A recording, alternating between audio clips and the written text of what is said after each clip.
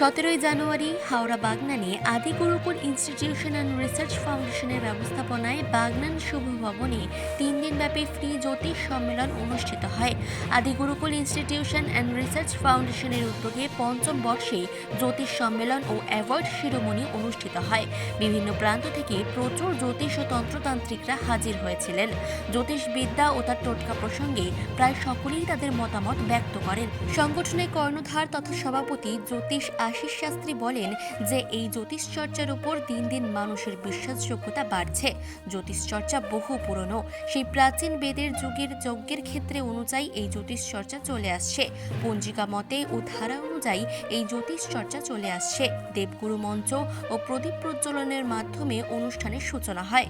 অনুষ্ঠানের পরবর্তী পর্যায়ে জ্যোতিষবিদ্যার উপর লেখা ডক্টর সন্দীপ চক্রবর্তীর রত্নবিজ্ঞান বইটি প্রকাশিত হয়েছে। প্রত্যেককে উত্তরীয় ও ব্যাজ ও স্মারক দিয়ে সম্মানিত করা হয়। প্রসঙ্গত চাণক্য জ্যোতিষ মহামায়া উপাধি, তন্ত্রগুরু প্রভৃতি অ্যাওয়ার্ড ঘোষিত করা হয়। মঞ্চে উপস্থিত ছিলেন জ্যোতিষ শাস্ত্রবিদ ঝুমকি ঘোষাল, পলাশ শাস্ত্রী, অতসী ঘোষ, অচিন্ত রতন দেবাদিত্য, ইন্দ্রজিৎ শাস্ত্রী, আচার্য বিবেক কুণ্ডু এবং বর্ষিয়ান জ্যোতিষী কাশীনাথ চৌধুরী। এদিন লাইফ টাইম অ্যাটেনমেন্ট অ্যাওয়ার্ড পান 85 বছরের লাবণ্য চক্রবর্তী। অনুষ্ঠানটি সঞ্চালনার দায়িত্বে ছিলেন অর্ণব ব্যানার্জি। আজকের বই প্রকাশটা আমার স্বপ্ন, কারণ এই দীর্ঘদিন যাবৎ আমি যে প্রয়াসটা করছি সেটার মধ্যে থেকে 1 বছরে আমি সবেমাত্র প্রকাশনার জগতে এসেছি, কিন্তু 1 বছরের মধ্যে আমার অনেকগুলি বই প্রকাশ হয়েছে। আর আমাদের এটা বার্ষিক অনুষ্ঠান, পত্রিকার বার্ষিক অনুষ্ঠান এবং পাবলিকেশনের অনুষ্ঠান।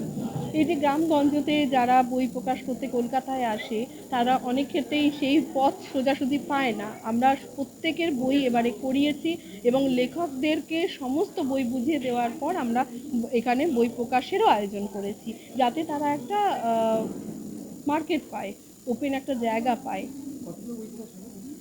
আজকে আমাদের মোটামুটি 15খানা বই আছে, আর না 15খানা নয়, আরও বেশি বই আছে, কিন্তু তার মধ্যে একজন লেখকের দুটো আইটেম বইও রয়েছে। আর কারো কিছু বই আমরা এখনও প্রকাশ করিনি, সেই বইগুলোর মোড়ক উন্মোচনও হলো। এবং আজকে আমাদের মেন যে অনুষ্ঠানটা সেটা হলো বিশ্বরূপা সংকলনের প্রকাশ। আর প্রফুল্লিত তারা, আমরা নতুন একটি সংকলন করছি, প্রফুল্লিত তারা, তাতে অনেকজনই লিখছে, বেশ 22-25 জন, কিন্তু বইটি আলাদা আলাদা পার্টে আমরা তৈরি করব। পরবর্তী পর্যায়ে আমাদের সেই বইগুলি আসবে। অবশ্যই আমরা নতুনদের সুযোগ দেওয়াটাকেই মোটো হিসাবে রেখেছি, কিন্তু তার সঙ্গে আমার কাজের যা জগৎ দেখছে সকলে, মোটামুটি যারা ভালো জায়গাতেও বই প্রকাশ করে তারাও, আমার প্রকাশনা নতুন হলেও তারাও আমাকে সেই জায়গা থেকে কাজ করি। আপনি তো শুনলেন তারা যেরকম বললো। এবার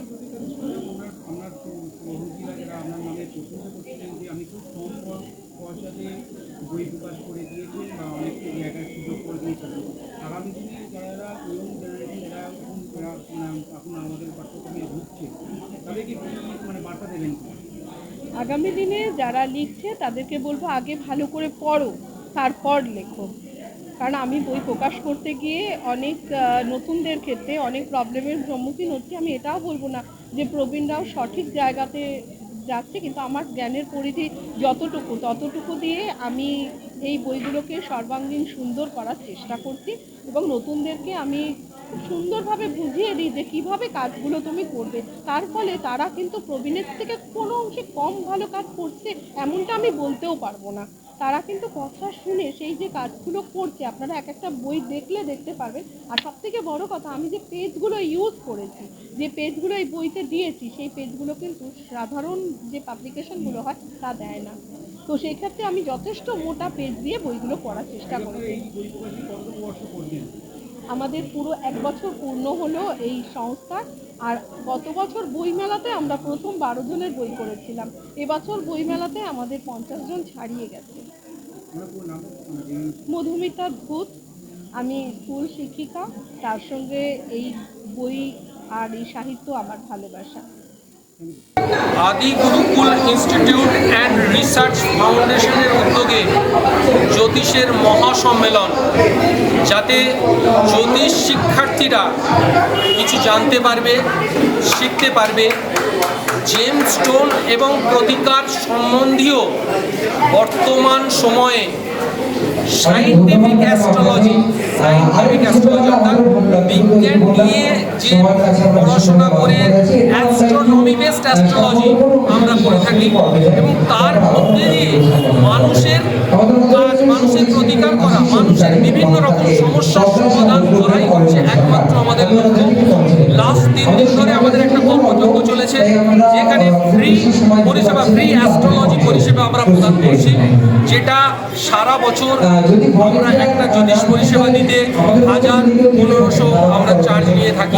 সেক্ষেত্রে এই 3 দিন 15, 16 এবং 17 এই জ্যোতিষের মহা সম্মেলন উপলক্ষে তারামা জেমস অ্যান্ড জুয়েলারি এবং আদিগুরু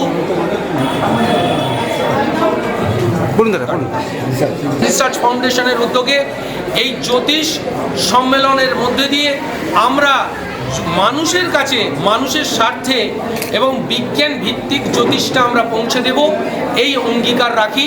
আগামী দিনেও এরকম আমরা আরও কর্মশালা করব, যাতে সাধারণ মানুষ এতে উপকৃত হয়। আমাদের প্যানেল অ্যাস্ট্রোলজার্স 10 জন ছিলেন।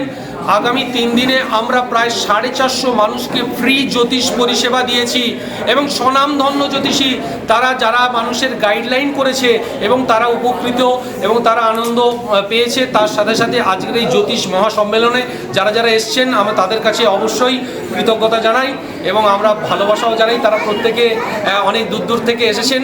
তাদের উদ্দেশ্যে বলবো, আপনারা এই যে আশা ভরসা আমাদের মাথার উপরে রেখেছেন, সেটা আমরা যেন সঠিকভাবে তার করতে পারি, হ্যাঁ, এই আশা করছি। নমস্কার, আমি ডক্টর চিন্ময়ী প্রসাদ। আমার দীর্ঘদিনের অভিজ্ঞতা এবং নিজের ব্যক্তিগত একটা নিজের যে ভাবনা চিন্তা এবং আমার কাছে যে ক্লায়েন্টরা আসে তাদের বিভিন্ন যে প্রশ্ন এবং তাদের বিভিন্ন যে সমস্যা, তার দীর্ঘদিন আমি সমাধান করে আসছি। আমি দক্ষিণেশ্বরের 2 নম্বর গেটের ওখানেও আগে বসতাম এবং উলুবেড়িয়াতে আমি নিত্যদিন আমি চেম্বারে বসি এবং তারামা জেমস অ্যান্ড অ্যাস্ট্রোলজিতেও আমি ওখানে প্যানেল অ্যাস্ট্রোলজার হিসাবে বহুদিন ধরে আমি ওখানে বসছি এবং প্রত্যেক দিন আমার কাছে বহু মানুষ আসে এবং তাদের বিভিন্ন রকমের সমস্যা যাদের আমি সমাধান করি এবং নিত্যদিন তাদের সমস্ত পথ দেখানোর একটা চেষ্টা আমি চালিয়ে যাই এবং সবসময় চেষ্টা করি মানুষ যাতে একটা সঠিক পথ পায় এবং নিজের মতো করে একটা বাঁচার সুযোগ পায়। আর জ্যোতিষ শাস্ত্রটাকে যাতে আরও যত দিন যাবে যেন এটার উপর মানুষের বিশ্বাস, আস্থা ও ভরসা সবসময় ঠিক থাকে, সেটাই আমার সবসময় চেষ্টা থাকে এবং আমি সবসময় এটাই চেষ্টা করি মানুষ যাতে একটা শান্তি, যেটা এখনকার সময় পাওয়াটা খুবই কঠিন, আমি সেইটা দেওয়ার চেষ্টা করি আমার নিজের জ্যোতিষ গণনা এবং আমার নিজের জ্যোতিষ সমস্যার সমাধানের মাধ্যমে। এবং তাছাড়া আমি যত রত্ন আমি মানুষকে এবং আমার সমস্ত বন্ধুদের, ক্লায়েন্টদের আমি দিয়ে থাকি, তাদেরকে সবসময় একটাই বলি, রত্ন কাজ অবশ্যই করে, কিন্তু সঠিক যদি রত্ন হয় তবেই সেই সমাধানের পথ আপনাকে দেখাবে এবং সেই সমাধান করবে তারামা জেমস অ্যান্ড অ্যাস্ট্রোলজি, যেখানে নিত্যদিন আমি প্যানেল অ্যাস্ট্রোলজার হিসাবে পরিচিত এবং আমার একটা পরিচিতি মুখ এবং যেখানে আমার কাছে সহস্র মানুষ আসে এবং তাদের সমস্যার সমাধানের জন্য নিজের পথ এখানেই দেখে নেয়। এবং তারামা জেমস অ্যান্ড অ্যাস্ট্রোলজির তরফে আমি একটাই বলবো, এখান থেকে আজ আগামী দিন এবং ভবিষ্যতে প্রচুর মানুষ বাঁচার রাস্তা খুঁজে পাবে শুধু এই রত্ন ধারণ। এবং এই রত্ন যদি তারামা জেমস অ্যান্ড অ্যাস্ট্রোলজিতে প্যানেল অ্যাস্ট্রোলজার এবং উলুবেড়িয়াতে আমার চেম্বার আছে এবং আমি দক্ষিণেশ্বরের 2 নম্বরে গেটে বসি এবং আমি সাঁতরাগাছে আমার নিজের জীবিতে আমি চেম্বার।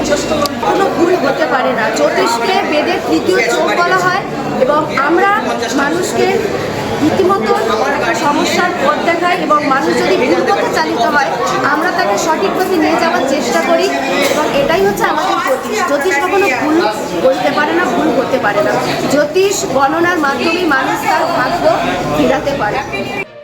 হাওড়ার বাগনান থেকে শুভ ঘোষের রিপোর্ট, চেতনা বার্তা, জেগে থাকে, জাগিয়ে রাখে।